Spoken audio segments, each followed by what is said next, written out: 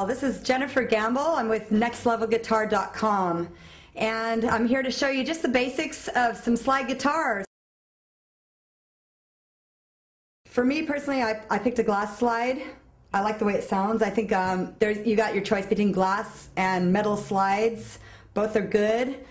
Metal slides don't break and shatter like glass ones, which has happened to me before, but I like the sound of the glass slide. I think it has a warmer sound than the metal slide. I think the metal slide is a little bit more tinny and aluminum sounding, so I picked a glass slide. They come in all sizes, so make sure you get one that fits your finger. Which finger do you use? Usually don't use your first finger because you want to keep that free to play chords and things. Some people use their middle finger, not very many, but some do. Joe Walsh uses his middle finger, and that leaves his third and fourth fingers free and his first finger to play chords. A lot of players, most popular is to play it on your third finger, and you know, you can always play your power chords with your pinky finger and your first finger. Personally, I play it on my pinky finger because it's my weakest finger, and it doesn't require a lot of strength to play slide guitar. I mean, it doesn't require any strength at all, really, or any dexterity. So I use my pinky finger because that leaves my strong fingers free to play other solos and other chords. Basically, you want to find a slide that's going to fit your finger, the one you want to play it on, and not fall off and just stay there. So I picked a slim one because it's not too fat and it's easy to rest over the frets. And when you first start playing slide, the main thing you want to remember is you don't press down with the slide.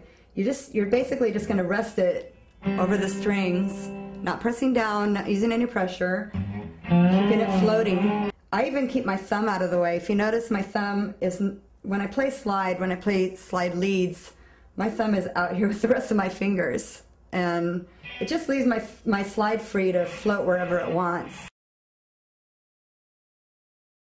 I mean, the cool thing to do is get an actual glass aspirin bottle, and you know. Like that's what Dwayne Allman used. And you can go on eBay and find all different. Believe it or not, when I shattered my glass one, I needed it for a gig, and I ended up trying a beer bottle because I thought, well, that would be really cool if I could go up and use a beer bottle on stage. So, you know, I had to dump the excess liquid out, and I got my beer bottle. Figured I couldn't hold it this way, so I ended up holding it this way, and didn't work so well because it's way too wide, you know, for the frets.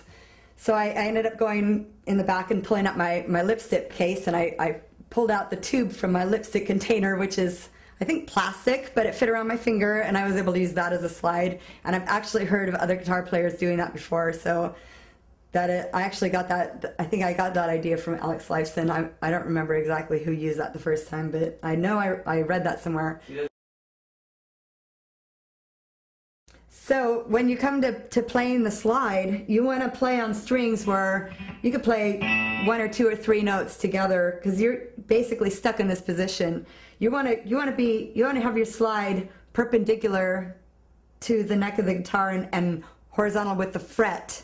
So here's your fret. You want your slide right there in exact parallel with the fret. And in fact, you want to be pretty much on top of the fret when you play your notes.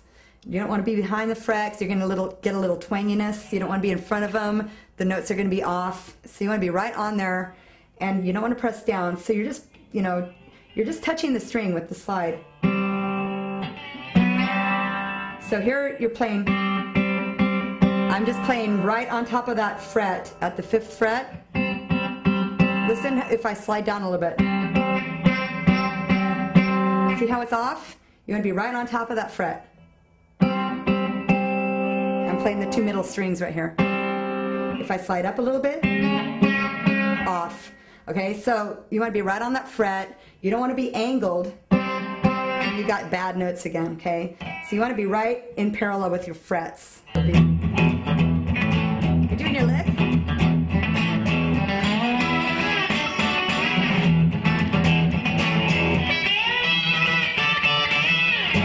Here's your second one. Got that? Here we go. So B and the high E, the B and the high E strings, and you're going to go all the way up to the 12th fret. So you're going to start on the 10th fret and slide up. You're going to move it over to the B and the E strings, and you're gonna, you know, play with some aggression and just start on the 10th fret and slide up. Slide up to the 12th fret. So let's do it real slow, okay? So it's the exact same riff, just on different strings. So you want to mute everything else except for your B and your high E, okay? With your right hand, just kind of rest your palm there and pluck your B string. You're going to start with your B string on the 10th fret and slide up. So slide up on the B, slide up from the 10th fret to the 12th, and hit your E when you get up to that 12th fret. You might want to up check that with your pick, up pick. Or you could do a whole chord. I don't recommend going down. Do it up pick. So sliding up from the 10th fret to the 12th on the B string. Hit that up pick on your high E, and then go from there, lift your slide off the neck, mute your strings, press it back down to where you started on the 10th fret, and then just do that rhythm, plucking down 2 times, and on the 3rd time, slide up. Got that? So it'll be something like this.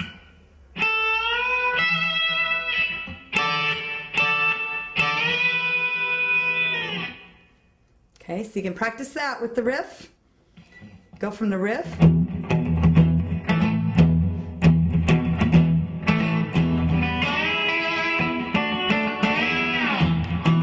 Now do your lick.